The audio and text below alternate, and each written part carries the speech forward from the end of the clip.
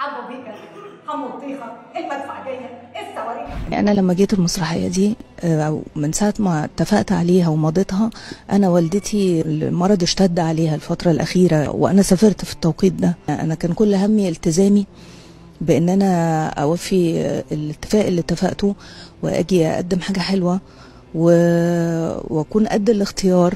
مي عز الدين طلعت واتكلمت بعد الهجوم اللي حصل على بيومي فؤاد، وقالت أنا أمي كانت تعبانة وبتغسل كلى وبرضه سافرت، وكان هيتطبق عليا شرط جزائي لو أنا ما روحتش، وبيتي كان هيتخرب، والناس عمالة بتقول إن دوري جاي بعد الزميل بيومي فؤاد. إحنا ما أجرمناش، إحنا بنشوف أكل عيشنا زي ما كل واحد بيروح شغله طبيعي.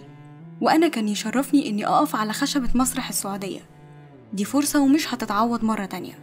والهجوم اللي حصل لزميلي بيومي فؤاد ما عداش علينا على خير، وهو في حالة نفسية مش كويسة، وفي الأول وفي الآخر إحنا علينا التزامات ولازم نعملها، وما كناش رايحين نضحك الناس زي ما بيومي فؤاد قال.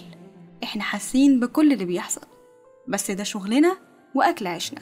وده كان رد مي عز الدين بعد الهجوم اللي حصل عليها، والناس قالوا لها انتي دورك جاي بعد بيومي فؤاد. أنا كان لي الشرف إن أنا أكتر من مرة الحمد لله في الأربع مواسم بيبقى أول عرض بيبقى لي شرف إن أكون فيه.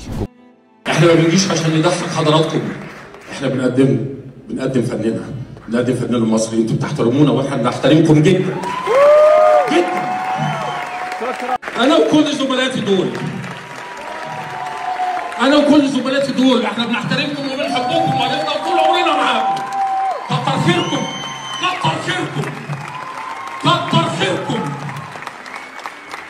احنا بنقدم فن، احنا بنتعب وبنشقى عشان نقدم فن، مش عشان نيجي نضحك. لو الموضوع كده يبقى في فنانين من ايامنا نجيب الرحالي لغايه محمد انور المفروض ينتحروا.